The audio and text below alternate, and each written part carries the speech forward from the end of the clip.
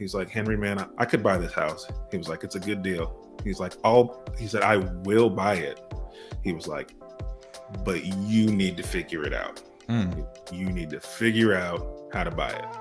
He was like, I don't know what that means.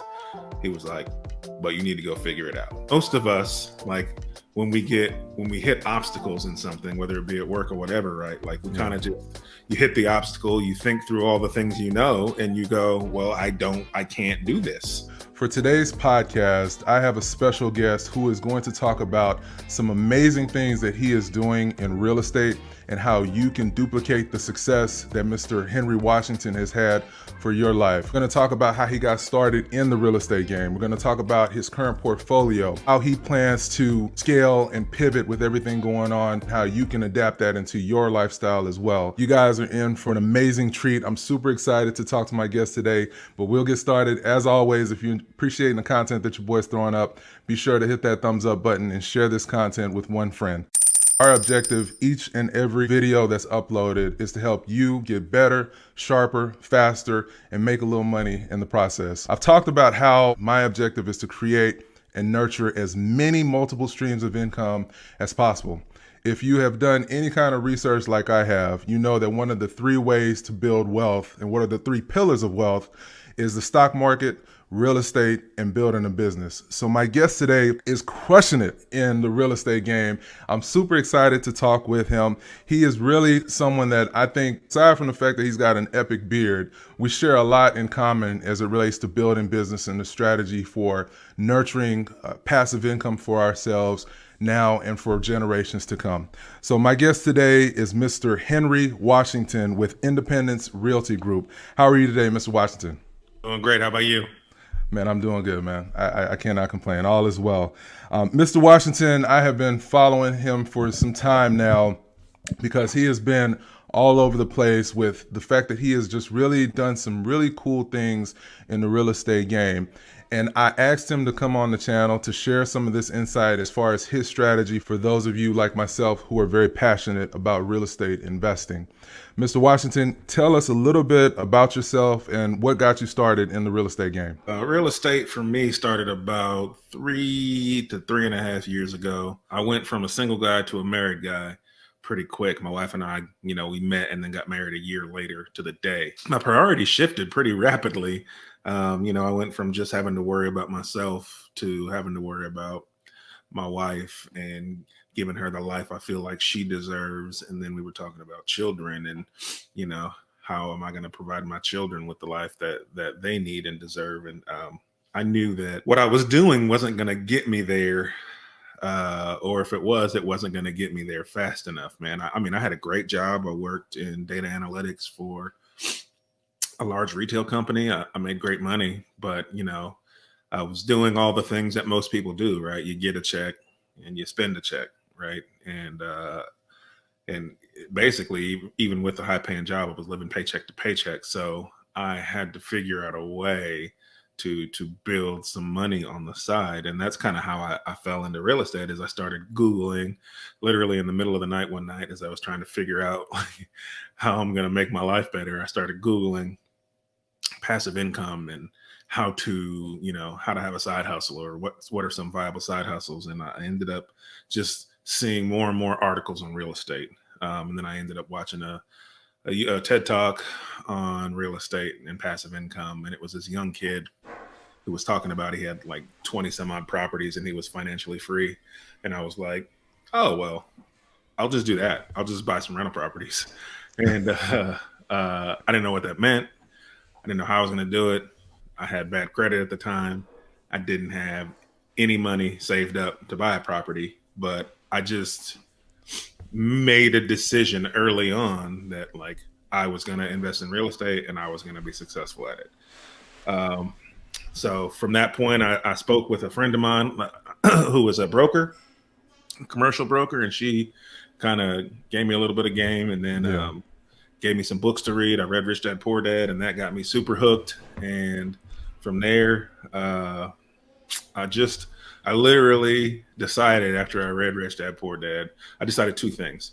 One was I was going to change my saving and spending habits. I was going to change how I viewed and used money. So I think that that's hugely important for people who want to get started. Is, people say uh, you can invest in real estate without your own money, but you can't invest in real estate without money, right? So you need money, whether it's yours or somebody else's, it doesn't matter, That's a right? good point. It does take money to invest. And I knew that the way I was approaching finances wasn't going to work. So we immediately started saving 10%, period, point blank, pay yourself first, right? So we would get paid, we would put 10% for tithing, and then we would put away 10% for ourselves in a savings account. And if we didn't have enough to pay our bills after that, then it was on us to figure out how we were going to make it work, right? And I think just that mindset shift in changing your philosophy to, I pay me first and then I figure out the rest, like that's a key entrepreneurial lesson, like that you have to learn, is that you're going to come across obstacles. And if you hit an obstacle and say, well, I can't do this, then you're done, right? But as an entrepreneur, if you say, how can I get past this, right? Your brain is open to these ideas that you weren't thinking about before. And so saving money was the same way. Put 10% away. If you can't pay your bills with what's left, you figure out, how can I get there? How can I pay the bills, right? And so that mindset shift was huge for us. And it kind of helped ease some tensions getting started, because, a lot of people are fearful of jumping in. And kind of what I told my wife was, look, even if we don't do any real estate deals in the next 12 months, look at how much money we'll have saved just putting 10% in savings, like getting prepared to invest. And so like there was really no downside from that perspective. So I did that, was thing number one. Thing number two was I started telling people I was a real estate investor, even though I'd never done a deal. I didn't know where my deal was going to come from. I didn't know how I was going to pay for a deal if I got one. Like I had none of these things lined up, but I still wanted to put the energy out there that I was a real estate investor, because, speaking into existence, right? If you say it, it'll be. And so that's what I did. And that's how I found my first deal. Actually, it was a buddy of mine heard that I was buying properties and came to me with a deal that he had to sell pretty quickly. So it all kind of came to a head pretty quick. Now I want to go back to the book Rich Dad Poor Dad. Now, many of you guys, if you haven't read, it's a book by Robert Kiyosaki. It's a best-selling, like that book has been a bestseller for decades at this point. But what is it about the concept of the Rich Dad Poor Dad book that you think has such a strong connection to real estate? Because it really isn't about real estate technically. Right. But why do you think like that book is like, I've constantly heard that book mentioned in the real estate space. Why do you think that is? I mean, he talks a little bit about some real estate deals that he's done in the book, and that's motivating in itself. But I think the key to it is he speaks about building wealth in real estate in a way that makes it seem achievable for anybody, right? And I think that that's what's super motivating about it is when I heard him talking about it, I didn't think, well, I could never do that. Right. I thought, well, I can do that. Right. And I think that that's what the motivating factor is. It's just the tone and the approach of the book is that like, this stuff isn't rocket science. No, you don't need a degree. You don't need a master's degree. You don't need to be a doctor. Like all you need is some hustle. Right. Yeah. And some determination. Right. And you can get there. It's are you willing to take the educated risks necessary to get there? I love that. And I think that as it relates to getting started in real estate, I think that real estate, it's kind of our parents and our grandparents' way of investing when they weren't comfortable or knowledgeable at all with the stock market. Because the thing with real estate is you can actually go touch it. You can see your investment working and growing for you. And I think that it has an incredibly low barrier to entry, starting with things such as an FHA loan and putting that 3.5% down and being able to get into a duplex or triplex, so on and so forth. Now walk us through, because you are a very, very avid real estate investor at this point. But did you always like how did you just come into the knowledge outside of Googling it and doing the research on the passive income side? Was real estate really something that, you've always kind of been passionate about as far as wanting to get into? Like, because a lot of times we read about things, but executing on it tends to be nigh impossible if you're really honestly not comfortable with it. So like, how did you go from the learning to the actually strategizing to the execution on it? Walk us through that process. Once I read Rich Dad Poor Dad, like all I wanted to do was consume real estate information. Like I was just a sponge at that point because I wanted to learn and know as much as I could. I mean, for lack of a better term, right, I'd found something I was passionate about, and I just wanted to fill my brain with that information. And so if I was in the car, I was in a podcast, right? If I was at work, I was listening to something while I was working, listening to podcasts, listening to different shows. I did audio books, man. Any way to get information into my head about real estate, I was doing it. And so all of that was kind of helping me shape what my strategy would be. Learning from the lessons that others had done before me. So that helped, and as you mentioned, had exposure to real estate in the past. Not from a investing standpoint, but I have always enjoyed looking at houses. Like I can remember my wife and I stopping and going to open houses in neighborhoods that we wouldn't have been able to afford at the time. Before I even thought one about real estate investing, we just enjoyed going to open houses and enjoyed seeing different houses. If there were houses being built around us, we go walk through them. So I guess I've always enjoyed looking at real estate. And so maybe that helped kind of ease some of the tension of wanting to buy real estate when it got to that point. But I think the biggest help for me was my father was always an entrepreneur on the side. Like he was a high school art teacher. That was his career, and he was great at it. But he always had a side business. Like as long as I can remember, when I was a kid, he used to before I was born, he used to grow plants at home, and then he would pot them and take them to the swap meet and sell them at the swap meet. He owned an arcade back in the day when that used to be a thing, when you had to go someplace to play video games. He owned a barbecue. Young folks wouldn't know anything about that. Right, don't know nothing about that, man. He owned a barbecue restaurant for 10 years while I was growing up. So I always saw my father have side businesses. I never thought then that it was something that I would ever do. Like, I just thought I would go to college and get a job like everybody else. right. But I think when it came time for me to start learning about side hustles and learning about, this real estate thing, like Right. I already knew that having a side business along with my main business was something that was achievable, for somebody that looks like me, because I watched my dad do it. So Right. I think that's what really, really helped me, like, kind of overcome the fear.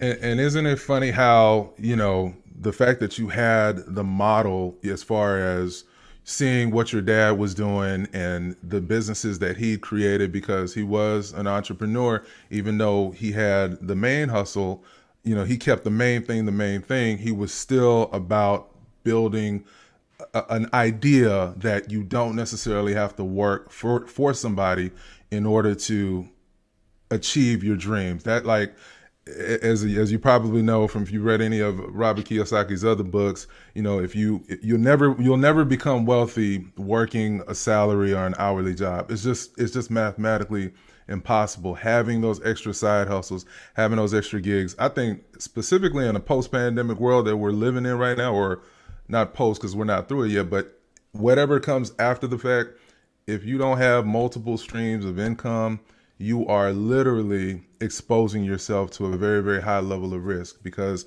what happens when you lose your job that you've worked at 20 years, but because of the pandemic, they can't afford to keep half the staff and they got to lay you off, even though you've been there every single day, bright and early. So I think that the concept of real estate and the concept of creating an additional income stream with something that you can start out living within your four walls and then maybe renting out a room or renting out another side of a house, if it's a duplex or whatever the case is, I think is like, it's such a crazy way to get into it that before you know it, It's, you're like, hey, I'm actually a real estate investor. You know what I mean? man, So it's man, it's preach. amazing.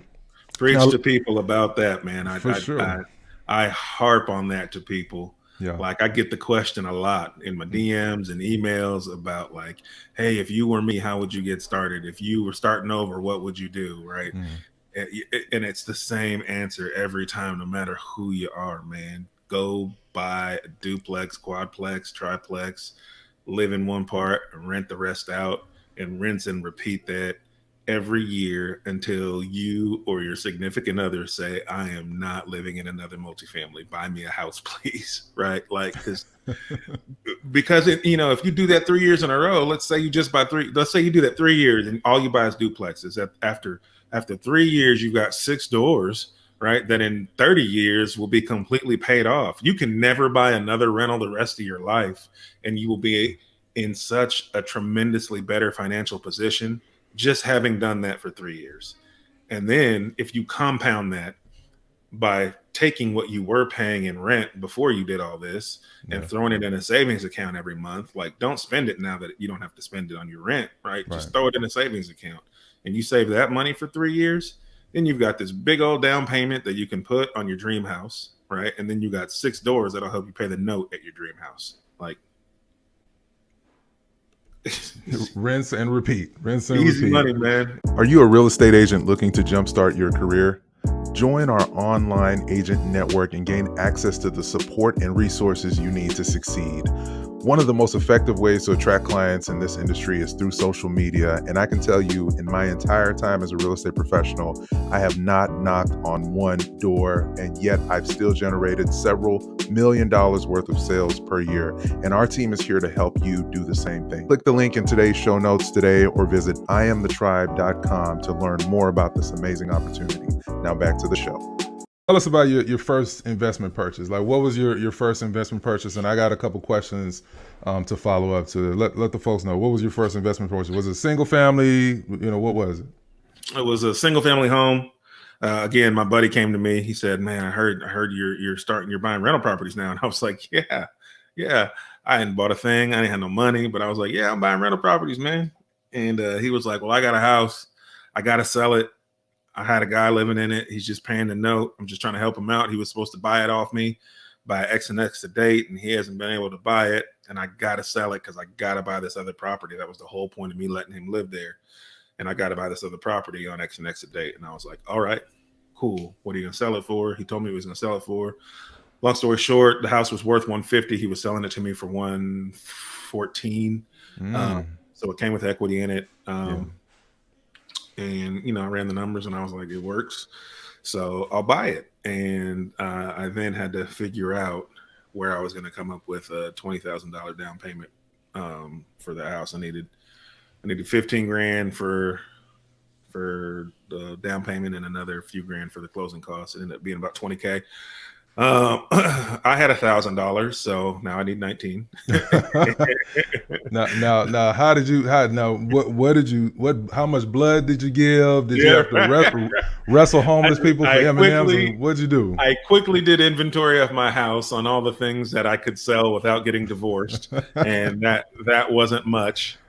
So I called a buddy of mine who was actually my business partner now.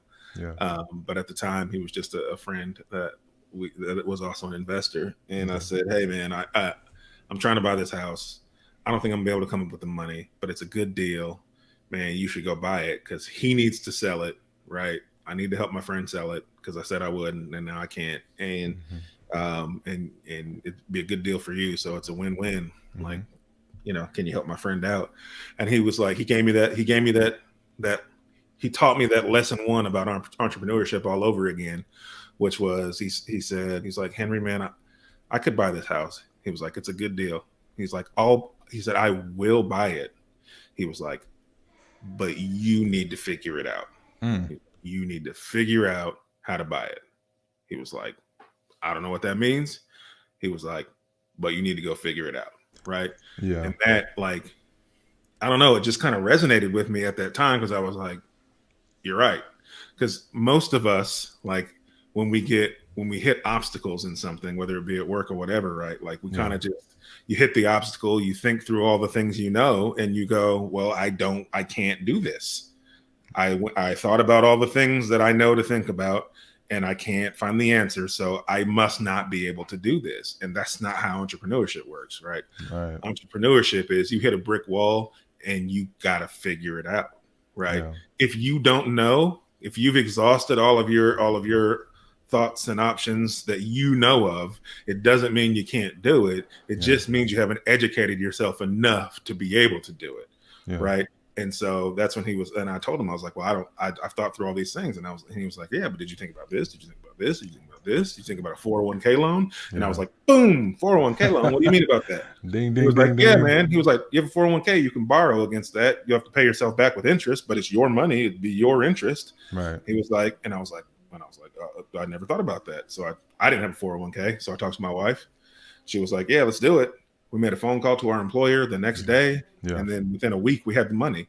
And it was just like that, man. Like, and isn't it crazy how, you know, when you run into a brick wall, as you mentioned, and you just got to figure it out. I always say the way to entrepreneurship, I saw a really cool meme. It's all about the meme game, but it showed what what people think entrepreneurship looks like, and it was like a straight road that goes, you know, to a certain destination, and then it said what entrepreneurship really is like, and it was like this way, that way, that way, that way, that way, and then you eventually get to your goal. And one way that you did it, as you mentioned, was you borrowed against your 401k. Which is an awesome strategy because, as you mentioned, you're paying yourself back that interest, and then over time, most instances, you'll get a better return on that money than you would get in the stock market, and it's something that you're actually more comfortable with, because that's really all investing is. Smart investing, if you will, and that's putting your money into things that you do understand and that you are comfortable with, versus trying to chase an immediate bag that is not guaranteed. And that's the thing about real estate is always going to be an appreciating asset. It'll have those moments where the market will correct and things like that will happen. But historically, you know, real estate is one of the best places to grow your money. So that's a super dope way that you came up with it as far as taking that 401k loan.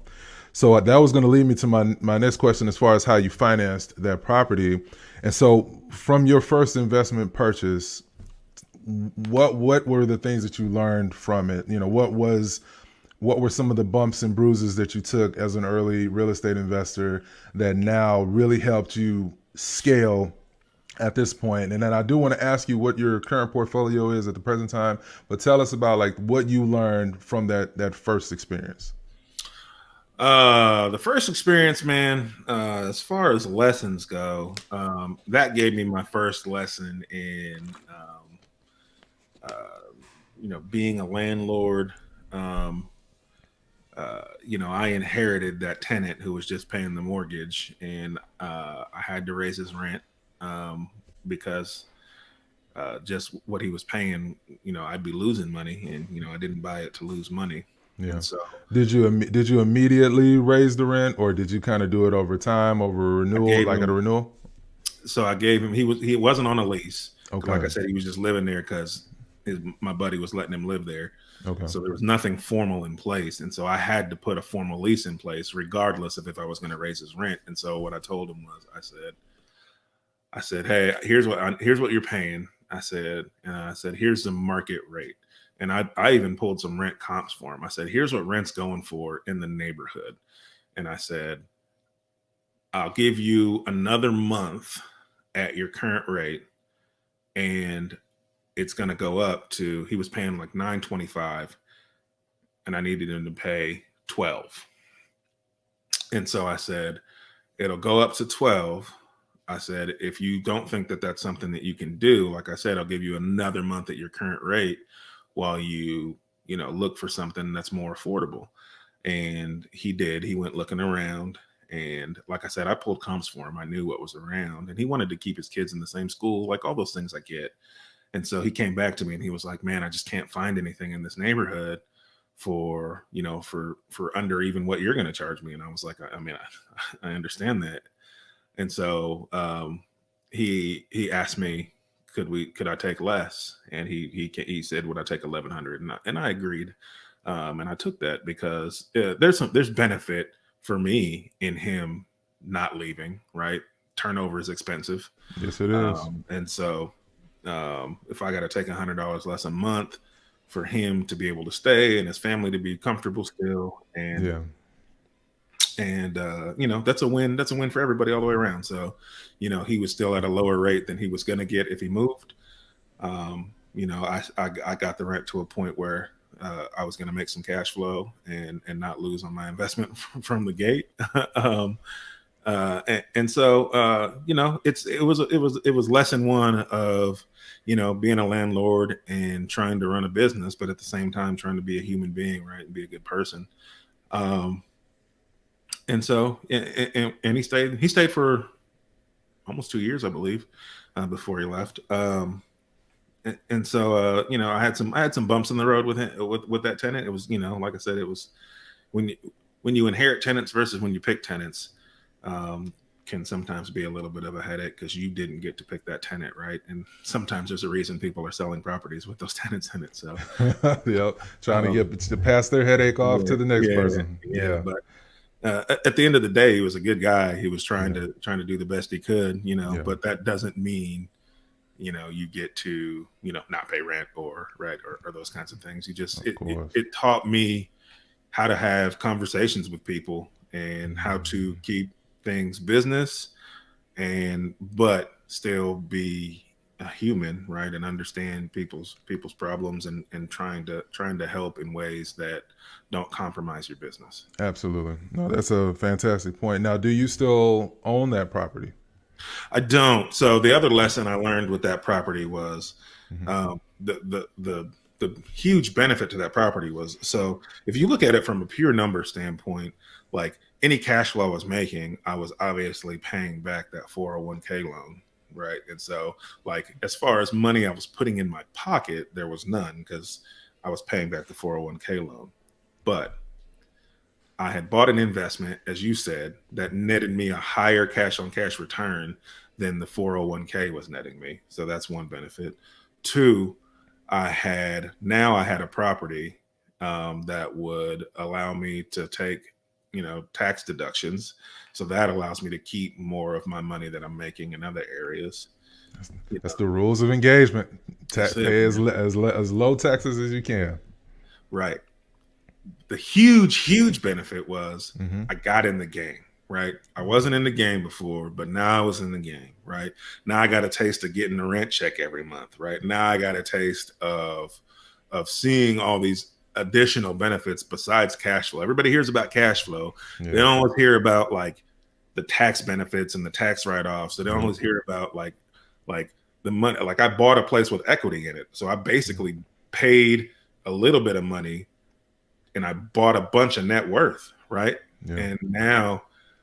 And now what I was able to do was I took a line of credit out on the equity I had in that house, and I used that line of credit to buy more property. And so I leveraged one asset and turned it into many assets by rinsing and repeating that same money, that same equity.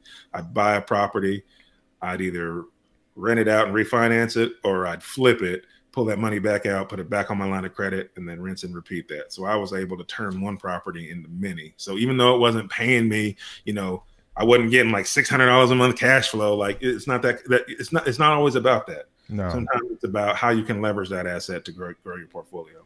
And I think it's important to do what works for you. For some people, they want the appreciation. For some people, they want the cash flow. For some people, they just want to know that they have an asset that they can quickly flip if they buy it at a great deal and then turn around, fix it up, and then do a cash out refinance or just get rid of it or just hold it. Whatever your flavor is. As Henry's saying, just get in the game. Don't create all of these barriers to entry in your mind, because I can almost guarantee, Henry, that after you did the first one, and I'm assuming the second and the third, it gets a little bit more comfortable for you every single time, because you already know the red flags to look for. You already know, okay, this process. You already have your your processes in place. You have your finance guy, you have your contractors, you have your, you have all of these systems is the word I was looking for in place that, as you mentioned, it gets pretty exciting to continue to scale and scale and scale. So I do want to ask you, what is your current portfolio? How many homes are you currently managing or owning at the present time? We're at 60 doors for rentals. Woo! Now say that again. Hold on, say it again. 60? 60. Whoa. That's amazing. That's amazing. Now, what does it consist of? Is it buy and holds? Is it fix and flips at the present time? So What is the mixture? those are just buy and holds. The 60 doors are just buy and holds. They're mostly uh, I've got mostly duplexes and some single families. I've got a fourplex, an eightplex, a 12plex, and a fiveplex mixed in there, and the rest are duplexes and singles. That's awesome, man. That's freaking awesome. And so, do you have a certain? Well, let me ask you: if you were to tabulate the current value of your homes, and I failed to let the audience know You where didn't where tell me I had homework. yeah, no. If you could guesstimate, what would you say the total value is of your total assets? Just give us a range. If I will you have tell you, I've got I do.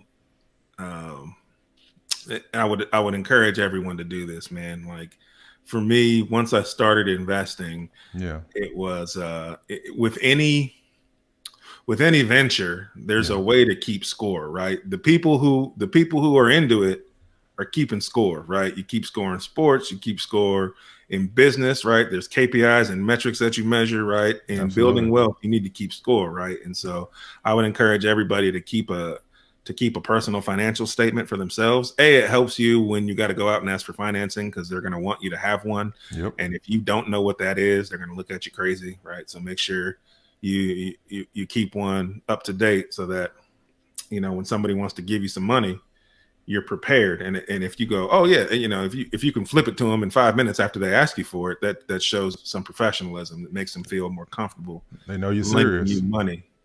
Yeah, it shows them that you're serious. So let me pull mine up and I'll give you a ballpark. Absolutely. Um, And while you're looking that up, I think it's important for folks to know that Henry has been doing this for a while now. How many years total since your very first door? since my first door, Yes, sir. just over three and a Wow, half. that's amazing. And that was through I mean we're in the middle of a pandemic, and I do want to talk about how you've adapted and adjusted your business during this pandemic. But that's amazing. 60 doors in 3 years. That's some people won't even own one home in 10 years, Right. and Yeah, it just took you believing I can do. You got to see it in your mind's eye first, and that's then right. from there it's just about executing. And you mentioned the word tithe, so I have to assume you're a man of faith like I am, and so Right. that really, for me, my faith lets me know that I can do anything I put my mind to, and that's a big part of this channel is the spiritual. And if you're a person of faith, when those bumps and those bruises come, which I know we're going to talk about as we get through this podcast, you just kind of realize, someone's in control that sees things from the 10,000-foot perspective and is protecting me. If that deal falls through, maybe it was a headache that I wasn't supposed to deal with.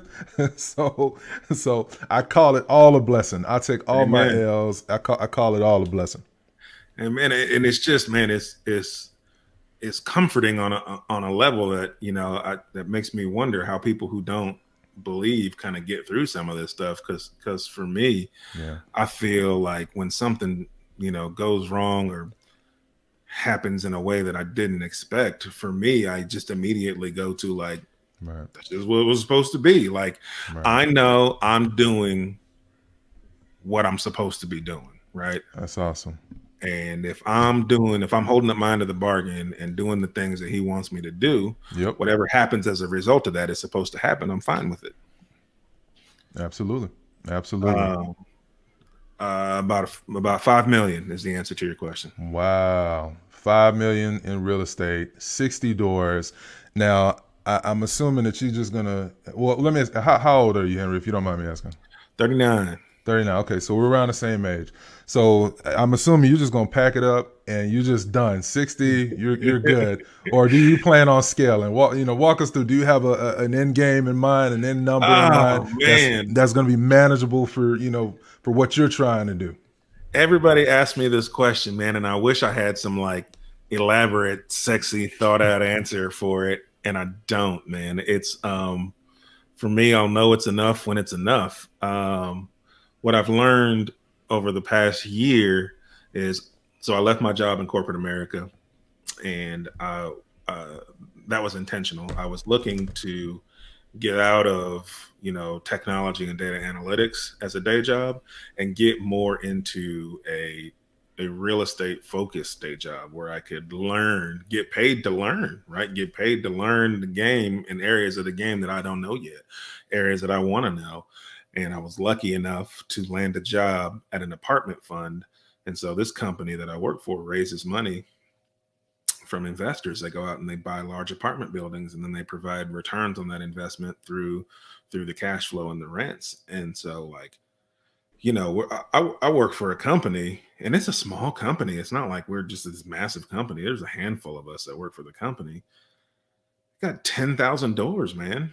like, like Wow. you know, I got 60. That ain't nothing, man. There's so many levels to this game. Like, there's so much you can do with it, right? And so that what that taught me was that, like, you can take this as far as you want to take it, right? Or you can do it as small as you want to do it. And whether you buy 1 to 5 properties or 1,000 to 10,000 properties, you are still changing your life. You're changing your family's life. You're changing, this financial landscape. And so I don't know, man. I'm just kind of seeing where it takes me, but I have had some thoughts recently about trying to put together the numbers on what it looks like if I get to 100 doors, Yeah. and then if I sold half to pay off the other half, to Mm. so I'd be sitting on 50 free and clear doors, Yeah. and the cash flow on 50 free and clear doors is much better than the cash flow on 100 doors with notes, right? Both Yeah. from a safety perspective, a risk perspective, but even just from a hard cash in your pocket perspective. It's hard not. I'm having a hard time finding reasons why I wouldn't do that. And again, it goes back to your comfort level. If you see the value in de-risking your portfolio, if you will, and actually having that fixed, guaranteed, paid off asset that's still going to continue to generate cash flow for you infinitely and for your children and your children's children. I mean, you wouldn't be a bad guy in my book. I would see you as a guy that's at that point. By the time you have 100 doors, because if you got 60 and 3, I'm just gonna say compounding is gonna work in your favor. So let's say within the next 10 years or less, you'll be at that 100. You'll be closer to 50 at that point. You might want to, and your kid will be a lot older at that point. You might want to say, you know what, let me get rid of this asset, this couple assets, or let me hand this off to a property manager or whatever Right. the case is, so that you free up your time. And that's the benefit of entrepreneurship. I mean, that's what the game is all about, right? That's it, buying man. buying back your time. That's what this is all about. When we go to our jobs, our corporate jobs or whatever the case is, someone else is telling us what we can do with our time. So entrepreneurship is simply emancipating yourself, if you will, and buying back your time. So if you feel more comfortable having less risk in your portfolio, I'm not mad at you at all for that. Now, let me ask you, how have you adjusted since this pandemic began? Have you always done buy and hold? Did you originally do fix and flips for a period of time, and you kind of decided to pivot? Kind of walk us through how the pandemic has caused you to adjust. Yeah, man. I've always been buy and hold, right? The idea has always been to generate cash flow that it will eventually replace my day job income, right? And like I said, the job I have now, I'm learning so much. I do the job I have now for free, right? It's not about the money. I'm learning so much, but what you're right. You're buying time. I wanted to be in a place where I chose to go to work. And if I decided one day that I don't want to do that anymore, then I could choose not to, right?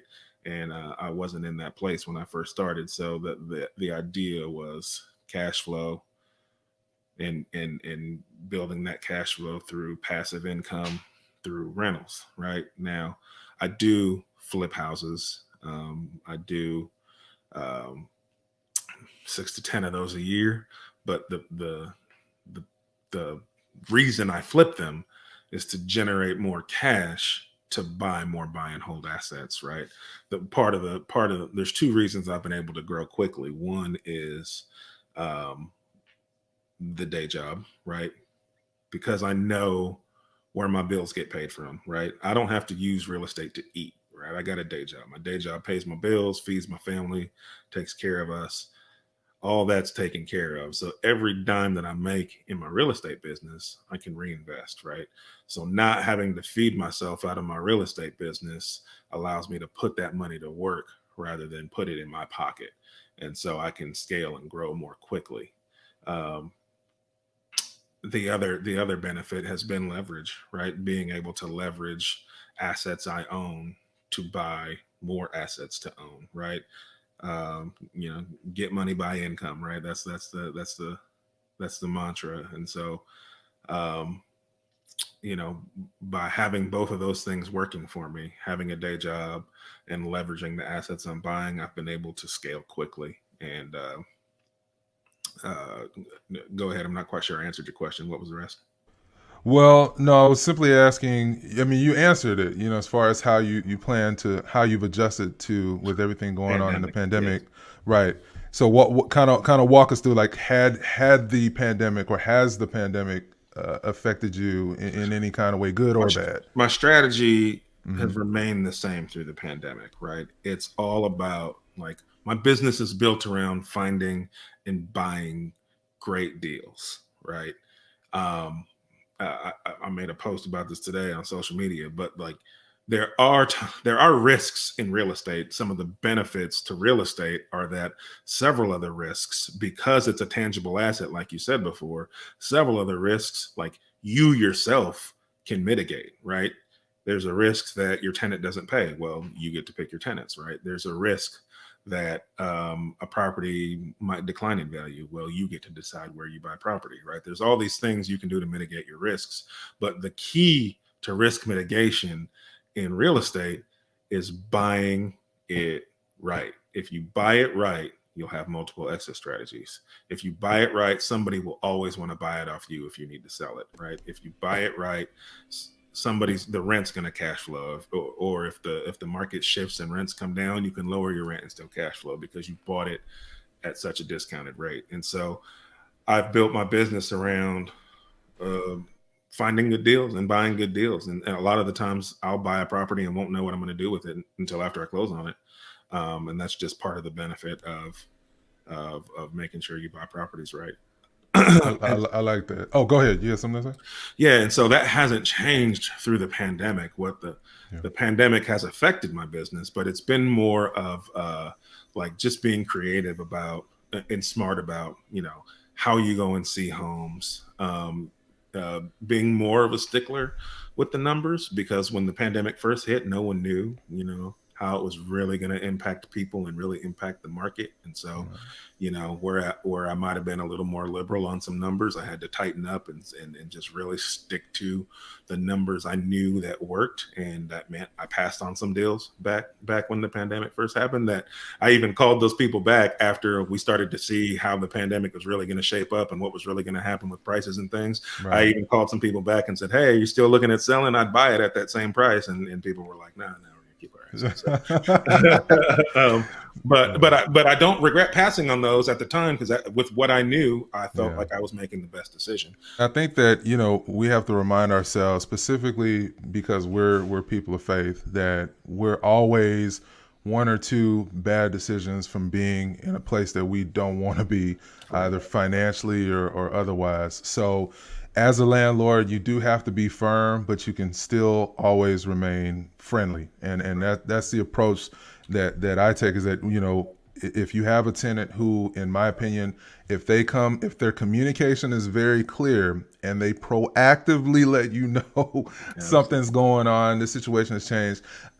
Some folks like to keep that wall between themselves and their tenants, but I'm of the mindset that I want to get to know you, because at the end of the day, it is your home that you are renting from me, but it is my house. So Yeah. I want to know that there's someone that, beyond the background check, beyond the application process, that you are someone that, for lack of a better word, I trust, because I'm hoping when I give you the keys, that when I come back into that home, when you have moved out, that you have left that home Yes. in the condition that I presented it to you in. And so, I think yeah, that's huge, man. I totally agree with you, and yeah, some people don't, but I do the same. I do the same thing.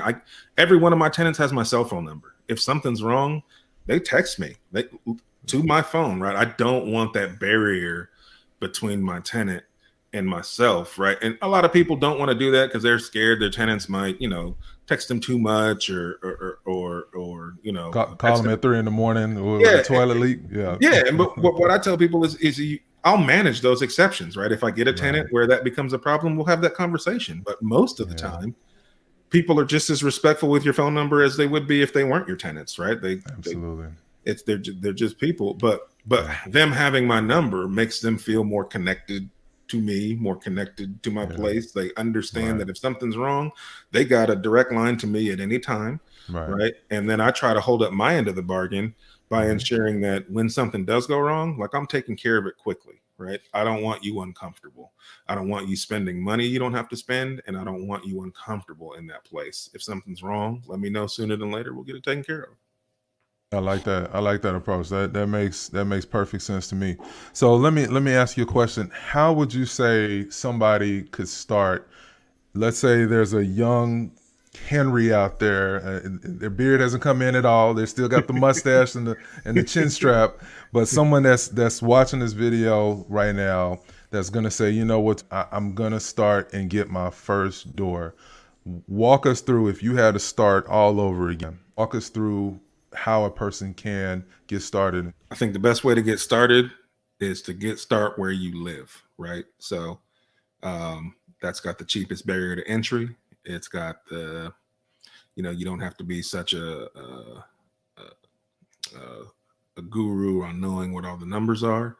If you start where you live, um, it's the best way to get in, right? So if it was me starting over and I was starting right now, I would literally start by finding a real estate agent, preferably a real estate agent that is an investor that has rental property themselves.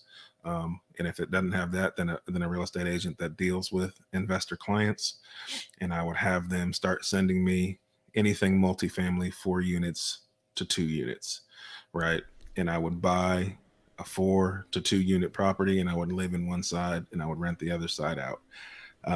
I would do that for a couple of reasons. One, the barrier to entry is super cheap right now. Bank money super cheap right now. Interest rates are super low, right? Absolutely. You can get into an FHA loan, 3.5% down, and you can buy a property as long as it's 4 units or less using that loan product. So it's super cheap for you to buy and get in there. You can rent out the other units and be living rent free. If you get more than 2 units, you can make some money Whoa. every month, That's when it gets right? fun. That's when it gets super fun. That's when it gets real fun, right? And you take that. What that does is it does a few things, right? It Hmm. gets you your first investment. So Hmm. what, you're living in it, right? You still have a tenant in 1 to 3 of the other units, right? Um, it teaches you how to be a landlord. It's a crash course in being a landlord, right? Your tenants are right there next to you, right?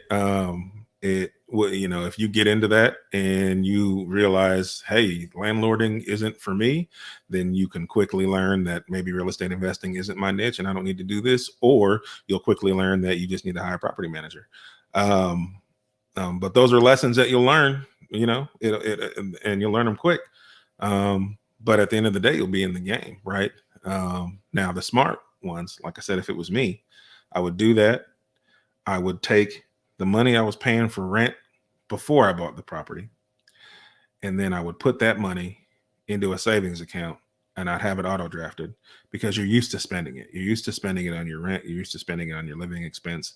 So now that you've got a tenant paying most of your mortgage to all of your mortgage, right? And you don't have to spend that. Don't let that just absorb back into your lifestyle.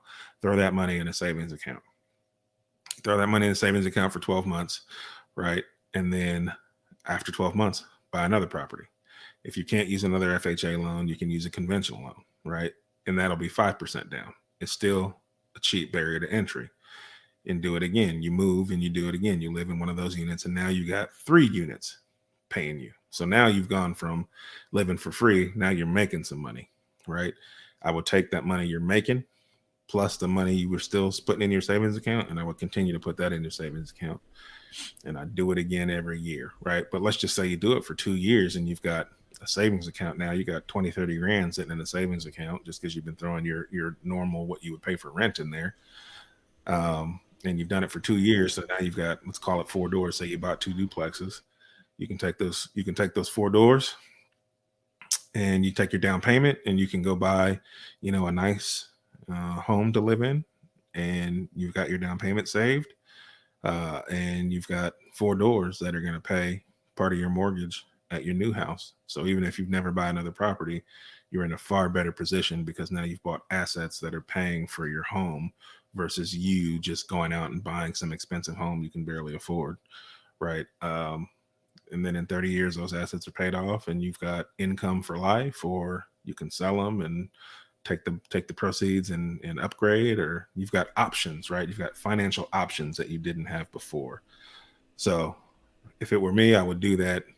I would rinse and repeat that strategy literally every year. And yeah, moving every year sucks, but I'd rather move every year and be wealthy than not move every year and be broke. So Yeah, and again, it's an asset that's under your name or under your LLC. It's yours.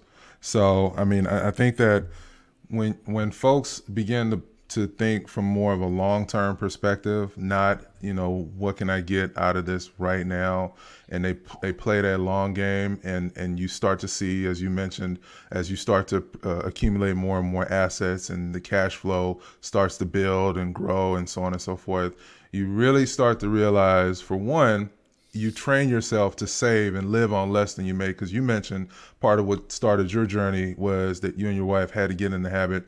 And I think before I go to the next point, I think it's key to remind yourself that it takes a team effort. So yes, even if you're a single person, you can get a couple of buddies together, and the person with the best credit, you guys can create an LLC and create your own little mini syndication, which is what I think you were referring to as far as the company that you're working for now is kind of a syndication kind of situation.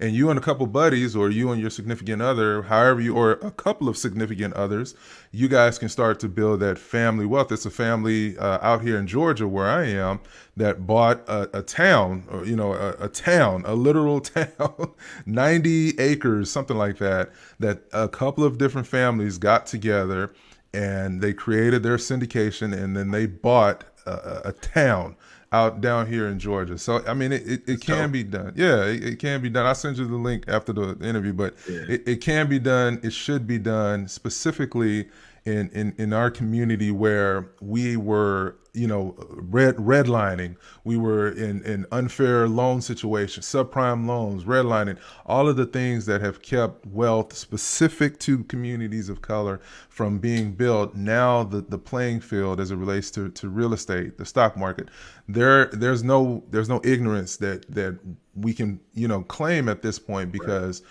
the information is in a simple Google search. The information is in a simple YouTube channel. It can get done. It should get done. If anything, for me, has let me know I need to tighten up and execute on every and anything that I have planned to do, because time is of the literal essence, and you don't want to wake up and be 60 years old and say, gosh, I really knew I should have bought my first investment property when I was in a position to do it, when I was making a lot of money. Now I'm in a situation where I can't do it, and it's just, you don't want to live with that kind of regret. It's just not a good place to be. Now let me ask you, what do you say? It was a question that came in for the channel. Someone wanted to know, what do you say to people that say after expenses you can't make much money in rental investing? They're right. Um, yeah, man, that's a fact. But I would say they're looking at it um, through the wrong lens, right? So let's run through one, right? And so what I shoot for is I want $100 a door on a multifamily after all expenses, $200 a door after all expenses on a single family, right? Doesn't sound like much. But when you think about it from the perspective of if you've bought a property, right? Let's just call it a single family. You've bought a single family. And when I say all expenses, I'm talking all expenses. So Right. of the monthly rent, here's what gets taken out: Right. mortgage, taxes, insurance, right? Yeah. Then I budget 10%. I set aside for capital expenses, right? Yeah. Or You got things, capex, otherwise known as capex, right? y'all. Because you got things like roofs and HVACs. They have a shelf life. They'll go bad eventually. You need to budget for replacing them, right? I put aside another 5% for maintenance, right? Normal maintenance, washing machine is not working, your refrigerator is not working, that kind of stuff, right? Another 5% I set aside for vacancy because turnover is a thing. People move out, right? You need to be able to have some money set aside to cover the mortgage and in those times when people are moving out and you got to market it to somebody else. Right. And then 10% for property management because right now I self-manage, but at I some was just point, gonna ask you if you self-manage. right now I self-manage, but at some point I won't, right? At some point I'm going to want that time. Um, right now it's not a burden to me. There's enough online systems and systems in place that it doesn't take much time, but at some point I'm sure it'll, that's what I say now at 60. When it's 120, will I feel the same way? I don't know, right? So I don't want to lose my cash flow though when I want to turn my properties over to property management. So I budget for it on the front side, meaning after I run the numbers, if it cash flows $200 after I set aside money for all those things, Yeah. for me, that's a buy, right? Okay. That's a buy for me because essentially what that's saying is someone else is willing to pay me $200 a month to pay for my asset and every expense that's associated with that asset, right? I'll do that all day long. Oh yeah. All day long. If I came to you and said, "Hey, I'm going to give you $50 a month if you let me pay your electric bill every month," what you going to say? I'm gonna say yeah. Yeah. I mean it's a no man. And you get to keep the equity and the And that's appreciation. just the money aspect. There's Right. so many other aspects. And that's where I tell people like who have that perspective that they need to think about, because now you've got an asset, that's getting paid down, you're not paying it down, right? Right. So your net worth is building month over month because someone else is paying it for you, right? Absolutely. You've got an asset you can leverage to buy more assets. So now you're not spending your own money buying assets, but you're leveraging an asset to buy assets, Yep. right?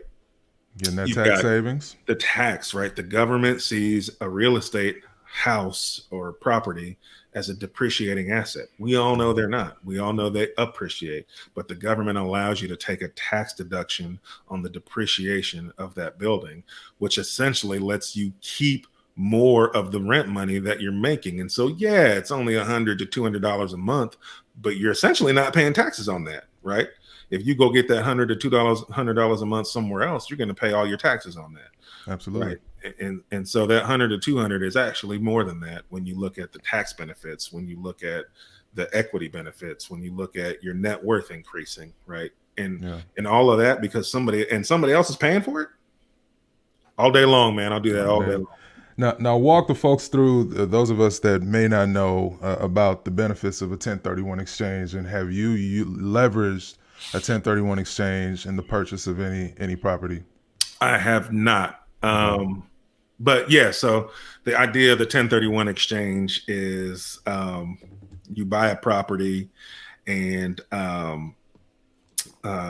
you go when you go and sell that property, we all assume real estate's going to appreciate, right? And so if you've bought it and either you forced appreciation by fixing it up, or it's just appreciated itself over time, and now you go to sell that property. If it's a investment property, meaning you haven't lived in it 2 out of the last 5 years, then you will pay capital gains taxes on the money that you make above and beyond what you paid for it. And so one way to defer that tax is you can do a 1031 exchange, meaning there's a tax code 1031, which means you can, if you identify a larger real estate deal, so you have to pay more than the property that you're selling, and then there's some time frames involved. You have to like identify the property within a certain time frame, and then once you've identified them, you have to close on that property within a certain time frame. But if it costs more, and then there's a couple other factors it has to hit, but if it hits all those factors and you close on it, identify and close on it in the time frame, you can literally take 100% of the gains and put them towards the new asset without having to pay taxes on it. Now you will eventually, it's a deferment. So that money goes into the new asset. You defer paying the capital gains, but you've bought a bigger asset. And so the idea behind it is if you continually do that, right? If you buy 1031 into something bigger, sit on it for a while, 1031 into something bigger, sit on it, 1031 into something bigger. You could have bought a single family, and then 4 1031s down the line, it's in an apartment complex, right? You've never had to pay taxes in order to grow your portfolio. And then if and when you decide to sell, you do have to pay the capital gains, but the idea is you're making so much money on the sale of a much bigger asset that it's not that big of a deal at that point, right? As it would have been, if you're paying 40% of your, $20,000, capital gains on your single family flip versus 40% of your, $2 million sale of your, apartment complex. That's a big difference. That's a big difference. That's a big old difference. And the idea is then, but the real kicker is you can, say you continually 1031, you're still getting cash flow off all these assets that you bought. So it's not like you're not getting financial value from these assets just because you're not selling them and not paying taxes. Boom. You're still making money month over month on these assets, right? And you're growing your portfolio and making more money as you get bigger assets. And then let's say you die, right? You 1031 into all these properties and then you die, right? Then your kids they inherit these assets, and then they can do a step-up basis, right? And then get to a point where they don't have to pay taxes on that, right? And I'm no tax professional, but I would encourage you to look into step up basis rules for your assets that are handed down to your kids. But I think the way it works is they would step up the valuation of the property to current day, so that they wouldn't have to pay all the gains on when you bought it, because you bought it so long ago. That's a great tip. Now, I want to walk through, as we're coming to the end here. I want to talk about financing.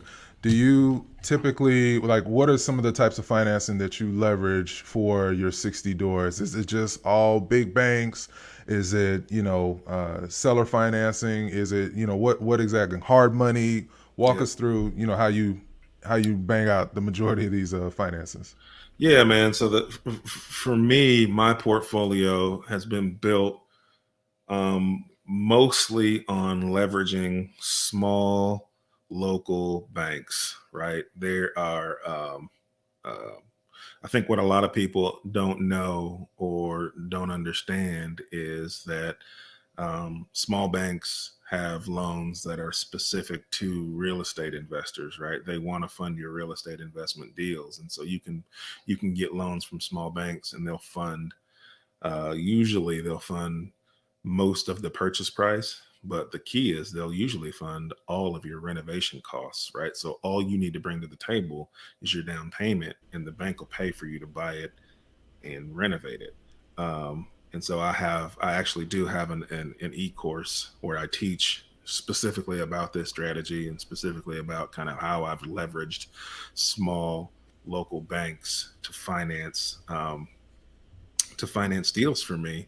And there are ways you can get. I mean, 100% financing is a thing. There are ways to get there. I don't for most deals for me. For most small deals, is it's rare that I pay a down payment, right? And so there are strategies and options that you can use with small banks to fund your real estate deals, especially now in this climate, man. I would think long and hard before using hard money because it's so expensive when bank money's so cheap. You just need to, like I said, you just need to educate yourself enough to know what your options are.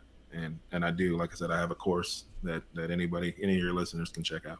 Yeah, well, I mean, for sure, we'll link it up in the show notes of this podcast. And I think what people need to realize, and specifically for me, I always when it comes to financing, I love credit unions. I love the community banks. The credit unions, it just is literally like family. When you walk in there, you have the relationship with that loan officer, and you actually can really tell them about your situation, especially if your income fluctuates like mine does. They understand your situation a lot better than some underwriter in some office in New York for Wells Fargo or Chase or whatever. So these individuals, they have to eat, and Right. they don't eat unless they fund your deal and Right. close it. So when you tell your story, when you have your numbers together, like Henry talks about, he knows, he just had to pull it up on his computer, but he knew his numbers. That is so key and so important. And you can do this stuff for free in a lot of cases. Yeah. You can use Excel, you can use Google Sheets, you can track this stuff. Go ahead. I literally give away that personal financial template that I pulled up. I give Yeah. that away in my course. I give away several spreadsheets that I use when I'm going to find financing, Mm, right? When I'm trying to get all my ducks in a row. right. I give those templates away, and these people, like I said, you guys can use them to kind of get your ducks in a row and go get that good financing. Absolutely. Now let me ask you this: what do you see? This is another question that came through. What do you see as the greatest opportunity in rentals? Given the current market climate, foreclosure moratoriums, everything, interest rates being super low. Like, where do you see the real estate market going in the next 5 years? Yeah, man. For me, who knows, right? My business is built to be successful in any market, right? So for me, whether deals are aplenty or deals are hard to find, right, based on the market conditions, my approach is the same. It's find and buy good deals, mitigate my risk by buying it right. And that doesn't change whether there's a bunch of foreclosures out there or there isn't, right? So sure, if things shift and there's a bunch of foreclosures and there's properties that are easy pickings, uh, cool, right? Time to go shopping, right? Build Absolutely. up that portfolio, right? and Absolutely. and if it's not right and values stay high, then it's more about spending money on my marketing to get me in front of the people that do want to sell versus the deals just being a plenty for me to go pick and choose the ones I want, right? Right. There's always deals out there, right? It's just about how are you going to position yourself to find and fund those deals, right? Because Yeah. that's how you get them. And so, I don't really focus on what's the market going to do, what's it not going to do, because no, don't get me wrong, I listen and I pay attention, right? Because Absolutely. there might be some minor tweaks and adjustments I have to make, but at the end of the day, my business model will remain the same. Either I'm going to spend more money on marketing because it's going to be harder to find them, or I'll spend less money on marketing and spend more money just going and buying deals. I like that. Now, what do you identify as a good deal? Like, how can somebody watching this say, "Okay, Marvin, Henry, I hear y'all, but how do I know if I found a good deal?" Because as you mentioned, you really make your money on the buy, not the sell in real estate. So, like, how do you? What is a good, like? Run us through just your quick mental checklist as far as what you consider this is more than likely a good deal to look further into. So I'll answer that in a second, right? let's teach you how to fish first, right? So if you don't know what a good deal is in your market, it is your responsibility to figure out what that is, right? So how do I do that? Several ways. You need to be in and around other investors all the time, right? So you need to be Google, real estate investment clubs, real estate investment meetups, real estate investment, associations. Google that with your city or state, and you need to be in any meeting that you can, right?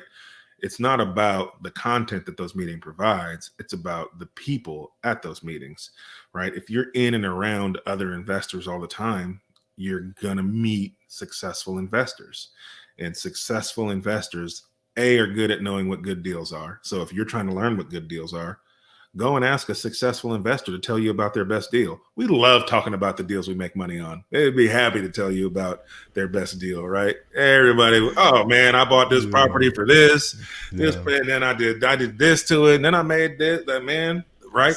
Success leaves clues, man. People like talking about their success stories. But listen to what they're saying. Oh man, where was it? What neighborhood? Oh, start asking questions about that deal and glean some of those nuggets, right? So now what you've learned is this price for a house in this neighborhood is a good deal, right?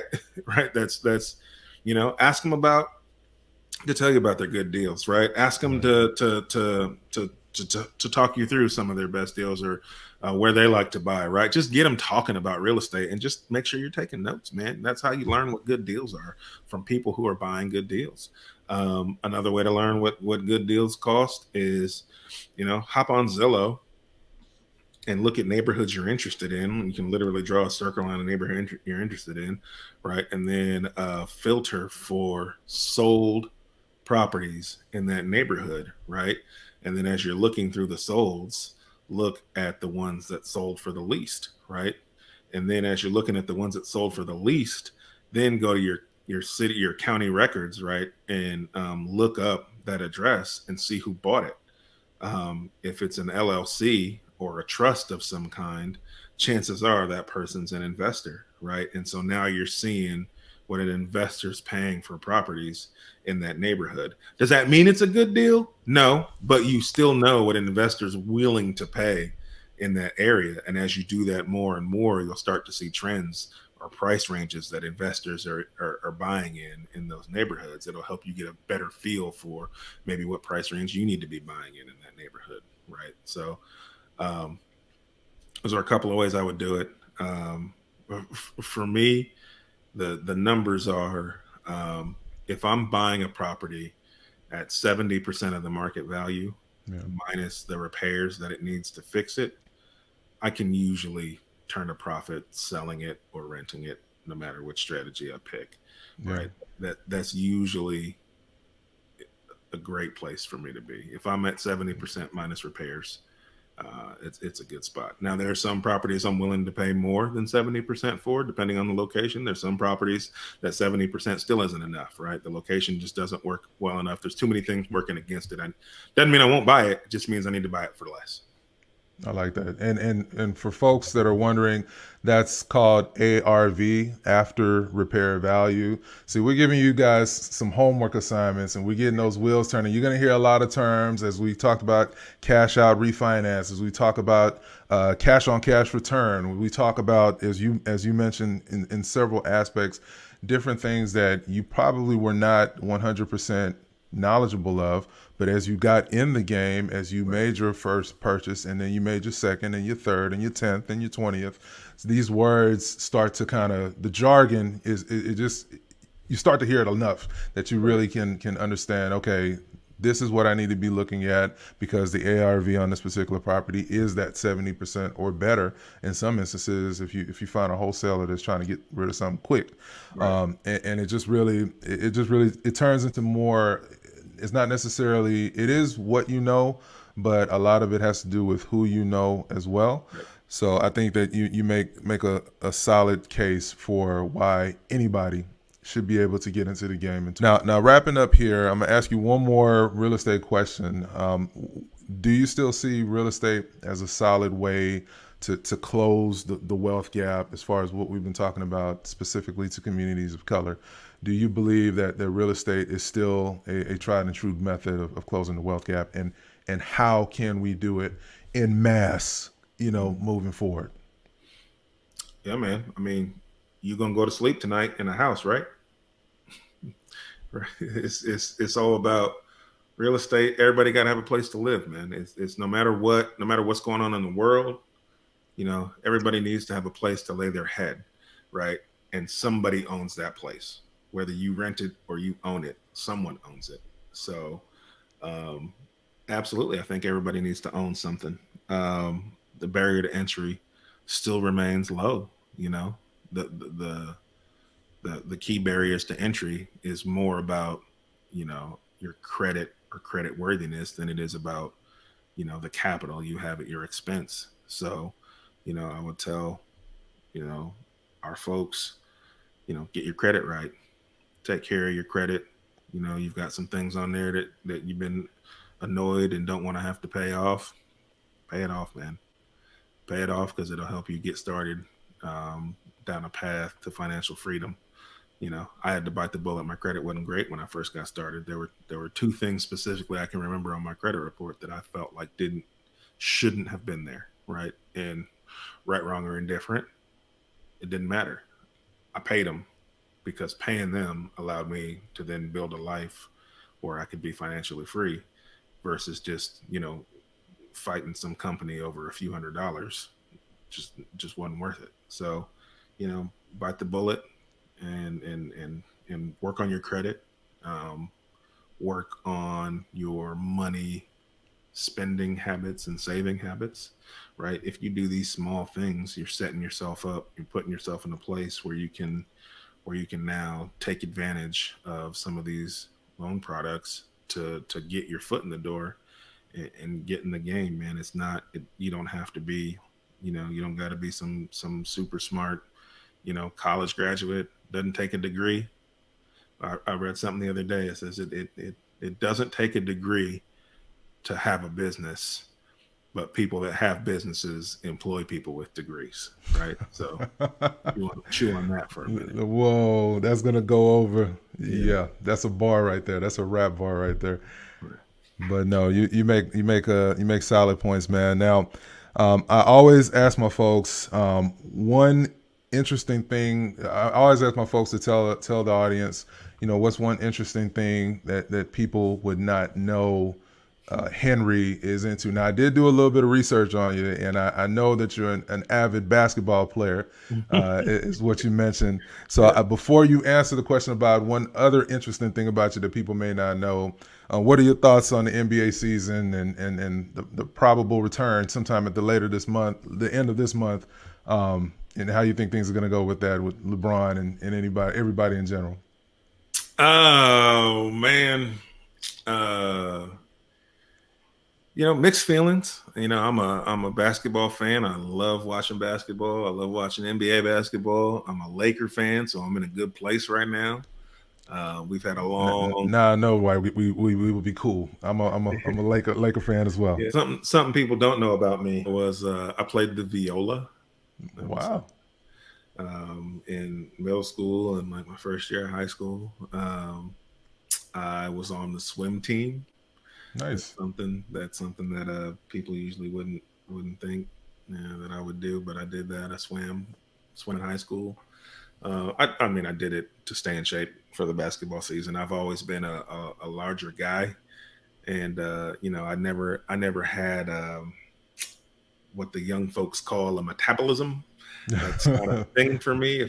Me neither. Me If I neither. smell food, I gain weight. So I've always, when I was playing ball Yeah, competitively, I had to always be in a sport just so that I didn't balloon. Man, I've always been a big guy, and yeah. so I had to stay active. So I did all kinds of crazy. I ran cross country, Okay. like yeah, just so that I didn't gain a bunch of weight during the off season.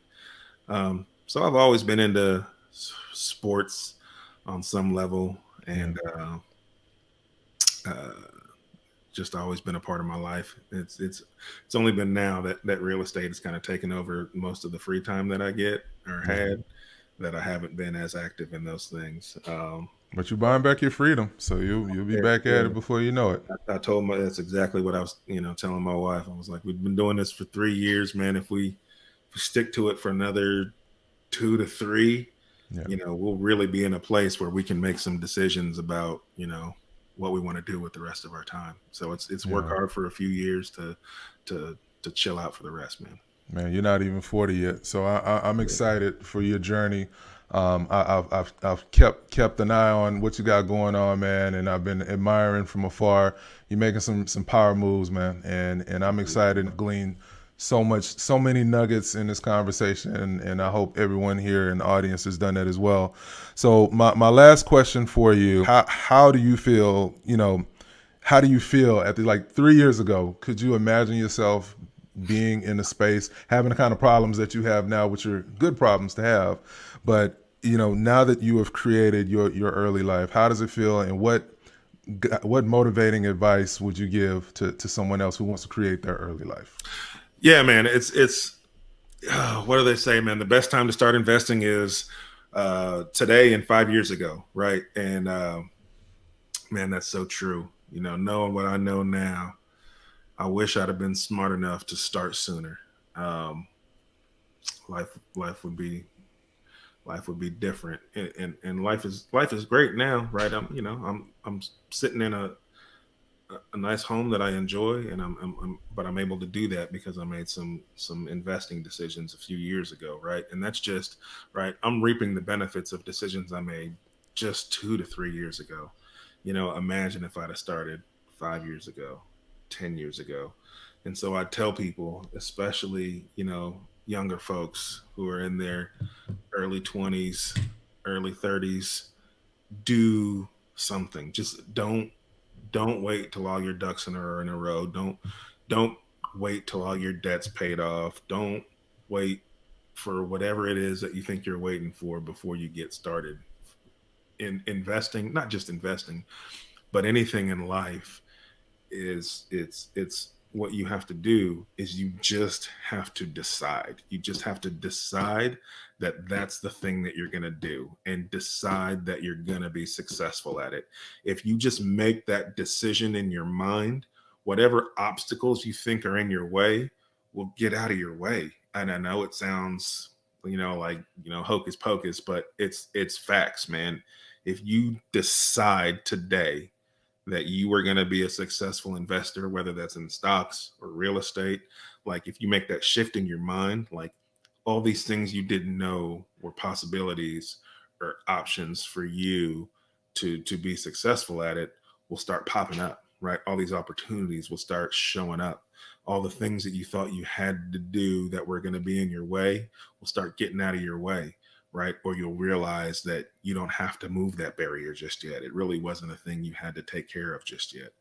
Like if you make the decision, just decide that you're going to be, and decide what your life is going to look like, and you'll be amazed at how the doors start opening up, and the people you need to meet in order to start moving in that direction start showing up, right? And it's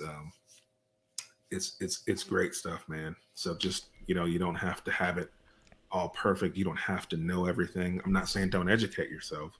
I'm saying don't let the fact that you're not fully educated in that subject matter stop you from getting started today. I love that, man.